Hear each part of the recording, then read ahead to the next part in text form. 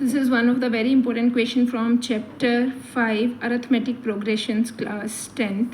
This is from CBSE board exam 2008 and 2019, and the question is, if m times the mth term of an AP is equal to n times the nth term, show that the m plus nth term of this AP is 0. क्या given है? m times the mth term, m times the mth term is equal to n times the nth term, and we have to prove m plus nth term a m plus n is equal to 0. अगर आप इसको expand करके लिखें तो you have to prove that a plus m plus n minus 1 into d is equal to 0. ये आपको prove करना है. तो चलिए यहाँ से start करते हैं जो हमें given है. This is mth term, how we can write? A plus m minus 1 into d, and nth term how we can write? A plus n minus 1 into d. So this one will be am plus this is पहले आप m को d से multiply कर लें. This is m minus 1 into M D plus A N plus n minus 1 into N D.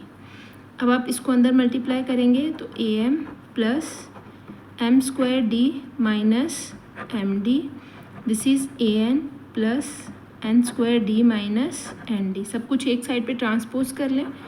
A M plus M square D minus M D minus A N minus N square D plus N D is equal to 0. अब जो एक जैसी terms आपको लग रही हैं उनको compile करें. A M minus A N plus M square D minus N square D minus M D plus N D is equal to 0. इन दोनों में से ए कॉमन आ गया, एम माइनस एन. इन दोनों में से डी कॉमन आ गया, m square minus N square minus d common आ गया, m minus n is equal to 0. इन सब में से आपके पास एम माइनस एन कॉमन आ रहा है.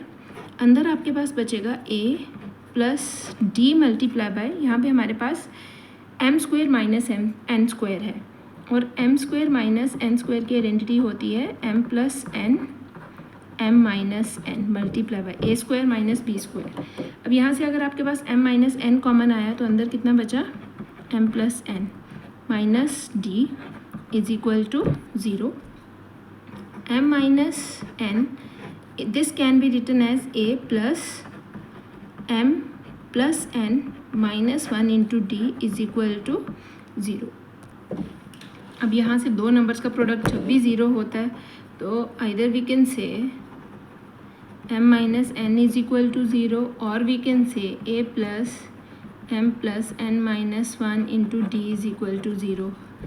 m is equal to n. This is not possible. तो this one will be rejected. अब हमारे पास बच गया a plus M plus N minus 1 into D is equal to 0.